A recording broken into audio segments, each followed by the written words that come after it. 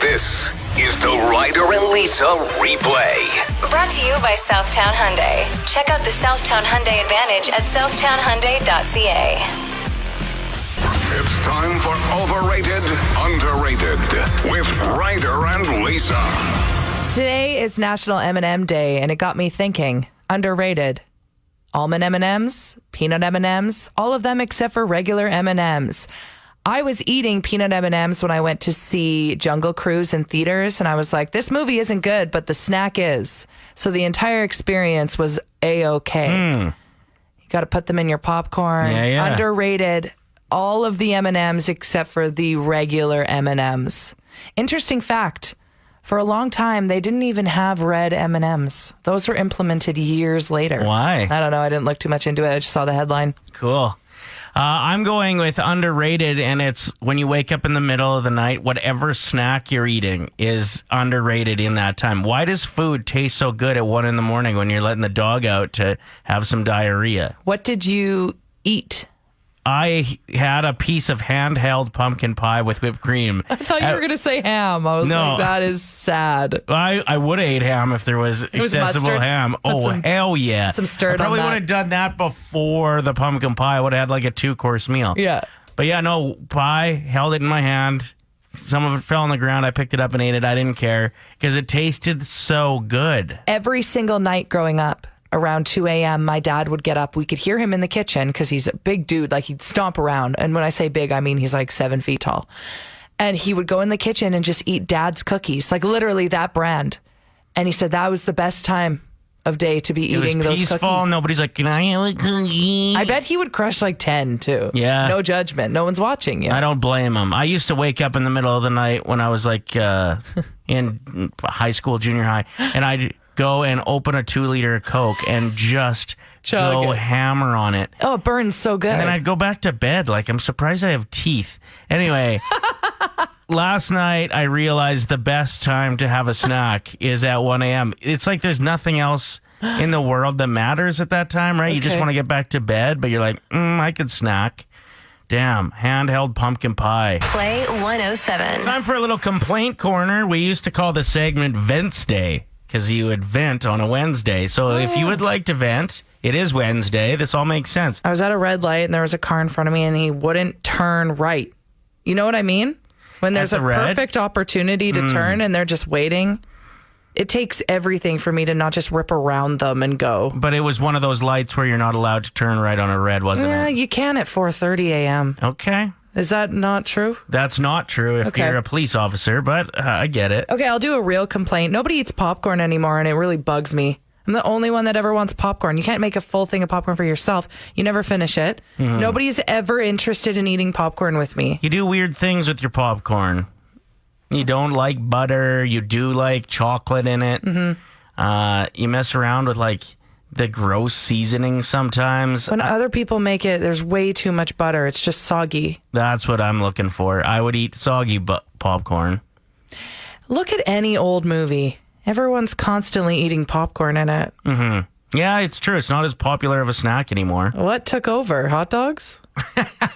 Yeah, I'd rather go for a hot dog if I have Exactly. If the two options are presented at the same time, I know which one I'm going for. I'm a popcorn freak. Anyone else? All right, my complaint is going to not make you want to think about food. There's a guy at my gym. Like, I go swimming, I don't know, 4 times a week, something like that. So you just swim lanes back and forth. That's what you say. I'm convinced you go to the hot tub. And just walk back and forth. No, not even. That's just you get home and you're like, yeah, I worked out. Check out how like red my face is. I was like, yeah, okay. How hot was the water today? No, I do swim. Just bugging you. Okay, so what does this guy do? There's a guy who, in the shower, because they're like private showers. So they're just separated by Like one wall and then a curtain, yeah. Exactly. He hawks all the loogies in the shower. I don't know if there's something going on with him where the steam hits him, but I've ended up showering. We have like a similar routine. We end up at the gym at the same time. Does he swim in the pool with you? I don't see him. I think he's coming from the gym side. Okay. Because, like, yeah, yesterday there was nobody swimming. I was the only one in there, just ripping. Anyway, he just ripping. He must excrete from his body 7 pounds of phlegm. That's disgusting. While he's using a public shower. Like, get a Kleenex. Every single time I've seen someone do that, they have no sense of reality of the people around them that are gagging. They don't care. I was disgusted. Couldn't wait to get out of that shower. Why don't you say something?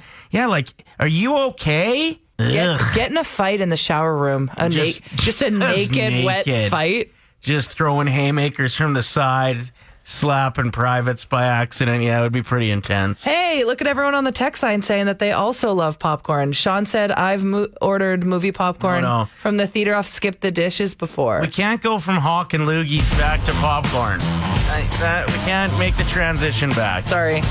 Play 107. This text is a really good one. First-time texter, just waiting for their name. I hate being told you're overqualified for a job. Like, what? I'm still applying for it. I know how much I'll get paid. Yeah. I'm getting punished for knowing too much about your stupid job posting. That is hilarious. I saw a viral tweet yesterday from a woman that's like, I finally did it. I sat down during an interview and I said, why should I work for you? Whoa. I just thought that was such a boss move. I would instantly hire that person. The text was from Chris. Thank you for hitting us up. What else is bothering you lately? This text says, I hate how this time of year I always forget how cold feels like. Oh, it's so true. It's especially frosty. Like this morning, it hits you right in the bones when you go outside. You're instantly miserable too. But somehow in April, March, when we get a -1 degree day, we'll be like naked frolicking outside because we're so used to the temperature. We got our winter skin on. Yes. But right now, -1 feels cold. We don't have our winter skin on at the moment. Hell no. 780-784-7107. Complain about some. Yeah, you can complain about your kids. What's going on? I think one of the biggest ones for me is when I wake up in the middle of the night and one of them standing at the bed just staring at me like they're from the movie The Ring. And I go, Jesus. and then they just scatter like a little cockroach back into their room. Weird. Yeah, or you'll say like, damn, and they'll be like, bad word alert. Who do you picture if I were to say Halle Berry? A group of people making quilts? Oh. Who do you picture? What do you picture in that? A bunch of grandmas, maybe? Not the case with my story today. There are a group of incarcerated men expressing their creativity, but also giving back to the communities from which they came. Over the past 10 years, more than 2,000 personalized quilts have been assembled by the inmates of Missouri's South Central Correctional Facility, and they all have been donated to children in the state's foster care system or auctioned off to fund local charitable organizations. Amazing. There was one inmate who was quoted saying, when I learned that I could help bring a smile to a child's face, I was all in. Right now, I'm working on a puppy quilt that's going to a 13-year-old boy. I don't know anything about him, but I have a feeling he's going to love this quilt I've created. How cute is that? Yeah. Tell me something good. My story is about a 16-year-old who embarked on an enterprise of making handcrafted pet wheelchairs for animals in need. Stop. Yeah, so they went through a bunch of different YouTube videos, kind of created their own concept using, it looks like PCP pipe, so it's like super light. Mm-hmm.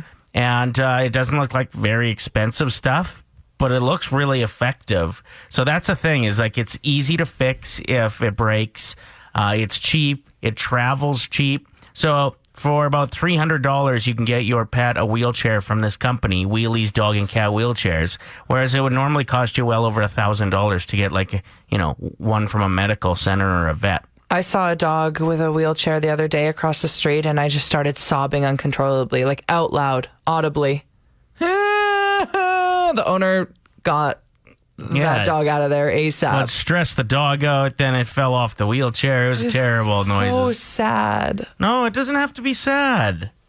These dogs get a second chance I know, at motoring around. They're confused. They don't understand what's... Have you ever tried to put a jacket on a dog or anything, attach it to a dog? They hate it. Yeah, once they realize that they would give them mobility back, I bet they'd be a lot more interested. Anyway, it's pretty cute. You should check it out. Wheelie's Dog and Cat Wheelchairs. Cute. And I believe you can donate to keep the company rolling and keep costs nice and low for people as well. And you said it was a 16-year-old that started this company. Yeah, That's you got it. crazy. Tell me something good. It is opening night for the Oilers, hosting the Vancouver Canucks, 8 p.m. And there's a bit of a battle behind the scenes here. Yeah, here at Play 107, I am convinced that our evening host, Jenna, is a huge fan of the Oilers, if not more of a fan than you. So, Jenna, when did you become a fan of the Oilers? That's a good question. How old were you? I would say probably like 16 when I really got into it, like really intensely. Oh, you're screwed then.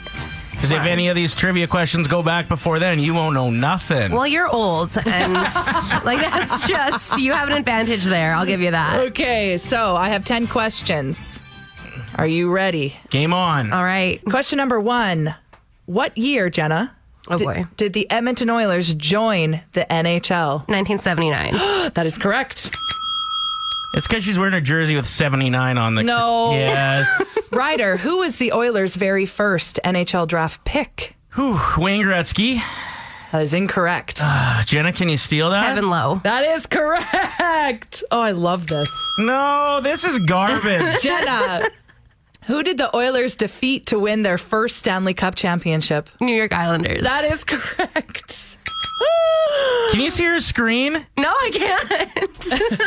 Ryder, who beat Edmonton to win the Stanley Cup in 2006? I don't want to talk about it. Carolina Hurricanes. That is correct. That's a tough one, yeah. That is hurts. tough. You are losing, though. Jenna, which former Oilers goaltender owns the nickname Coco? Grant Fuhr? That is correct. Ryder, who scored the first goal in Oilers franchise history? Okay, you're giving her softballs. I didn't put these in this particular order on purpose. I'm getting knuckle curves over here. Who scored the first goal in Oilers franchise history, Ryder? Charlie Huddy? That is incorrect. Jenna, would you like to steal? I don't know if I can steal that one. Ooh. Sorry. Yeah. The answer is Kevin Lowe. Oh, it was Kevin Lowe. Dang. Jenna, which team did the Oilers play in their last game at Rexall Place before moving over to the new downtown arena? Oh, wow. Keep in mind, I didn't write these questions. Bag Milk from OilersNation.com Yeah, he sure helped me. did. That's a great question. I really like that. Oh no. She's panicking. I am. I'm just gonna guess the Montreal Canadiens. That is incorrect. Ryder, would it. you like to steal? I guess you put the Flames there. That is also incorrect. The answer is Vancouver Canucks. I was at that game. Ryder, next question. You should know better. You probably had too many Rexall beers. It was still Those are at Rexall. dangerous. Those were dangerous. They were so dangerous. I think it's because they never cleaned the lines. I wasn't mad about it. All right, Ryder, who scored the first NHL goal at Rogers Place? You were asking some tough questions You here. should know this. The first goal at Rogers Place, I'm going to say Jordan Eberle. That is incorrect. Jenna, would you like to steal? Again, don't know if I can here. Draisaitl? Incorrect. The answer is Pat Maroon. Oh, Marooney! Big Rig. Okay, so Jenna, we're almost done here. Who holds the Okay. record for the most wins in Oilers franchise history? Gretzky. Wait, is it a goalie? I'm not going to say that. Oh. It would have to be a Ooh. goalie for it to be considered most wins. So Franchise history. I would say Grant Fuhr. That is correct. Yeah. I helped You her did there. help. You did help. Wayne Gretzky.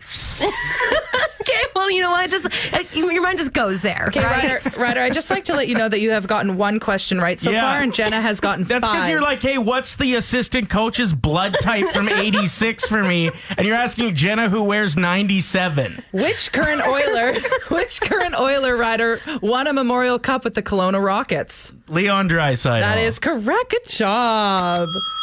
That's it. That's all I have. Jenna, Oh, wow. you are the bigger Oilers fan Okay. here at Play 107. I Congratulations. would like to just tell everybody on our Instagram poll yesterday who voted for Ryder that you should have had more faith in me. Don't worry, those were just all of Ryder's fake Instagram accounts voting for himself. Okay, Jenna, please leave. Does your dog miss you when you leave the house? We're all wondering. You know, you buy one of those cameras off Amazon so you can watch them when you're at work. They're just laying there and you're like, but are they thinking of me? Most people don't buy those cameras to watch their dogs. I would say most would buy the security camera and point it outside in case somebody breaks in. But you Okay. bought one just so you can stare at my dog. So crazy story. I bought this camera and I had it facing inside the house to watch Gordy. And then somebody hopped the fence, but we had no footage of it because the camera was not facing outside. Mm-hmm. This was during the winter because we could see the footprints, and I was like, ooh. Probably should have had that security camera pointing outside. My bad. So what's the study you came across? Well, it's not necessarily a study, but there is a scientific answer, but there's also a TikTok answer. Which one do you prefer to hear? Let's hear the TikTok answer. There is a dog on TikTok with over 7 million followers. Isn't that just unbelievable? I'm almost at 10,000. That's pretty good. Thanks. 20,000 for me. Anyway, they were trying to figure it out with this famous dog named Bunny. And it's one of those dogs that presses buttons to talk. They've trained it to say, I'm hungry or I need to pee. And it's these buttons on the floor. So when they all started going back to work, they filmed and monitored what the dog would do when they would leave for a couple months. And yeah, it turns out Bunny would go to the buttons and kept pressing, "Where's Dad? Where's Dad? Where's Dad?" What? I'm serious. No, but how do you know that the dog knows that's the "Where's Dad" button? Because it's a smart, famous dog. Where's Dad? Where's Dad? Relatable to a lot of us. Well, I suppose. Where is my dad? Yeah. Where hasn't he checked in? So this dog was doing this for several days in a row. But the scientific reason says when dogs are in groups, they get used to that. And they're definitely aware when someone's missing. It's not necessarily a love thing, but it's more of like hey, there's someone missing. I wonder where they went. Which is kind of sad. Yeah, but also, aren't both these fairly obvious? Like, we knew that dogs missed their partner. If you were sitting at home by yourself for 9 hours straight, you'd be excited to see somebody come through the door, wouldn't you? Do you think dogs often wonder when we leave, are they really going to come home? Are they going to come back to me? That's sad. Yeah, you know what other one I think is sad? What? I heard somebody break it down that, if it's kind of true that, a human year is 7 dog years. Mm-hmm. If you leave for 8 hours... Don't do this to me. What? Well, to them, it's kind of times by 7, right? Just based on when you compare it with time. That is so grim. So you've actually been gone for 56 hours. I think I need to go home. I forgot something there, so I'm just going to head out. I got to go pet Gordy. Sounded like you were going to try to lie there. Just went for it. 107. Thank you for checking out the show. $3,000 could be yours with Ryder and Lisa's $20,000 Play That Tune. What would you be buying with $3,000? Do you have a quick answer to that question, Lise? I don't. I'd put it towards a hot tub. I have wanted a hot tub for the last 5 years, and it's one of... No, ask anyone that has one. They've used it 3 times, and then it just collects dust. Not when you party like I do. Okay. But, I've actually had my mind set on one, but it's one of those expenses that, other things always seem to come up first. Mm-hmm. Just as you're about to pull the pin, you're like, oh, I actually do need winter tires. Oh, true. And a new transmission this year. It's not fun to use it towards things that you need to do. I know. That's what sucks about it. Seems to be what always happens. That's why when you win it, it doesn't come out of your savings. You just get to spend it. You put it in your account and you just kind of stare at it. You're like, what do I do? Yeah. What do I do? Exactly. So if you would like to win $3,000, your next shot is coming up at 9:10 a.m. with Ryder and Lisa's $20,000 Play That Tune. 3 Gs. Oh my gosh, I want 3 Gs. Can I play? Only if you come up with an answer to what you would spend 3 Gs on. See, I don't deserve it because I don't have an answer. No. Whereas all of our listeners right now are screaming at the radio with things that they need in their life right now or want. Hit us up with what you want to get. It's not going to help you get through. We're going to keep this the same. Got to be caller 7. No, it will help them get through. It's called manifesting. Okay, so tell us what you would buy with $3,000 and then manifest hard until 9:10. Sarah already wrote in saying my remote car starter crapped out recently. Ooh, you're going to want one of those. There you go. Although I did hear it's going to be a tame winter. Who told you that? The Farmer's Almanac? Almanac? Yeah, them. So I was pleasantly surprised when I pitched the idea for Trick and Treat to be a segment we do on the show here where you let us know about somebody you want to prank, and then Lisa or myself will prank them real good and then hook you both up with a very nice prize. Yeah, all you have to do is go to play107.com/win and you can nominate a friend. So we just need details about them, so it seems more legit. I'm not prank phone calling them. I'm so bad at pranks, but Ryder is a pro. He's been pranking people for years. So how this works is every Friday, we'll choose a lucky winner and we'll hook you up with a gift certificate to go check out Body Polish Day Spa, and your friend, whoever you choose to prank, they'll also get hooked up with a gift card. That's why we're calling it Trick and Treat. I went back, way back. Way back. Like your voice even sounds different. You're so young in this prank phone call. So one of my favorite pranks where a girl let us know, this was back when I was in Saskatoon, that she had a friend who was working at the Brandon Husky that she wanted to mess with. And I want to just show you the call. We ended up pranking her 2 days in a row, and they were fired up. You are such a brat. But yeah, you'll notice my voice is different. I don't think I hit puberty yet. Brandon Husky. Hi there, how are you? Good, how are you? Good. Is Brandon there? Is who? Brandon there? I think you might have the wrong number. Where am I calling, sorry? Brandon Husky? Yeah, so, like the owner. That would be Vic. Like, did Brandon just sell it, or? It's the town Brandon, and it's under the Brandon Husky. What's the mayor's name? Dave Burgess. Who's Brandon? What do you want? We're looking for Brandon. Brandon who? Like the owner of the gas station. That's me. Oh, hi. Brandon. No. Well, what's the name of it? The Husky Truck Stop. No, the full name of it. Brandon Husky. Yeah. Are you guys idiots or something on the other end of the phone? So that was day one. I can't believe your voice, Ryder. And then It's so high pitched. we got them again the next day. I love it. Brandon Husky. This is Brandon Husky? Yep. Great. Yesterday we called looking for a gentleman by the name of Brandon. Yep. And you mentioned that he wasn't at work yesterday. Just wondering if he's in today. Are we going to start this all over again? What's that? Okay. Yesterday, you guys phoned here and said, Brandon, we told you that we are located in Brandon, Manitoba. And you said that he wasn't working yesterday and he'd be in today. No, Brandon doesn't work here. Okay, he owns it though, right? So No, that he just doesn't. When might we expect him to come in? Hello.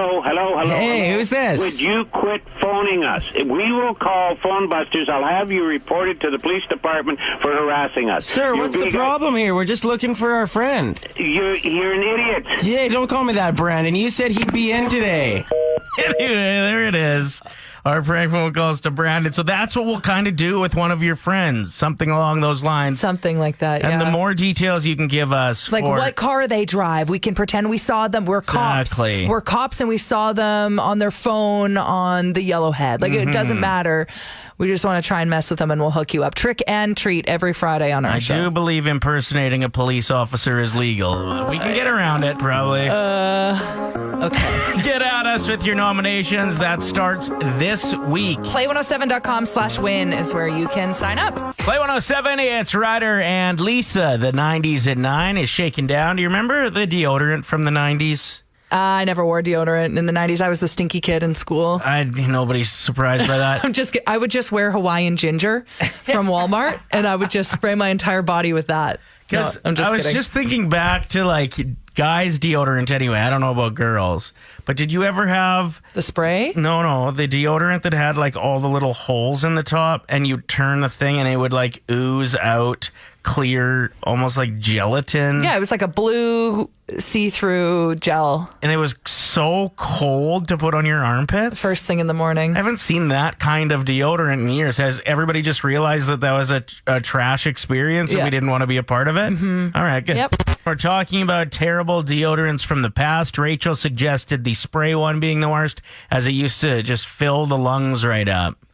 Especially like the ones that would blast out of the can. Like Axe. Jenny wrote in saying, my husband still uses the jelly clear deodorant, the one that you touch it to your skin and it shocks your entire body, especially because it's the first thing you put on in the morning. Cold, it's just like when it comes out of there, it's just like... Yeah, and then you have to keep your arms up so it dries. Like, what? Honestly, what's up? I got another one for you, though. Okay. Did you ever use the one with the ball on it and your armpit hairs get stuck in that son of a gun? Yes. Oh, my God. Oh. You just unlocked a memory I don't want to remember. Did the ball take up the like entire top? Yeah. It was soft and dry or something. What brand And is that? it rolled, and it would pull in your armpit hairs when you roll around.